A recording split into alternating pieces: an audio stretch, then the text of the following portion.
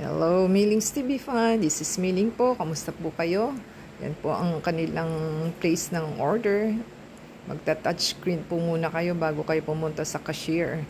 Yan po ang kanilang available ng for kids and slot ng kanilang booking ng party. So, tayo po ay magpe-place ng order. So, dumaretso po tayo sa cashier dahil tayo pa lang naman po ang una. So, senior privilege po kaya umorder na po tayo kaagad sa cashier. Yan po inyo makikita sa McDonald's Malolos. So, kung gusto po nila mag-place ng party, yan po ang kanilang area kasi galing po tayo sa supermarket. So, nag-voice lang po tayo.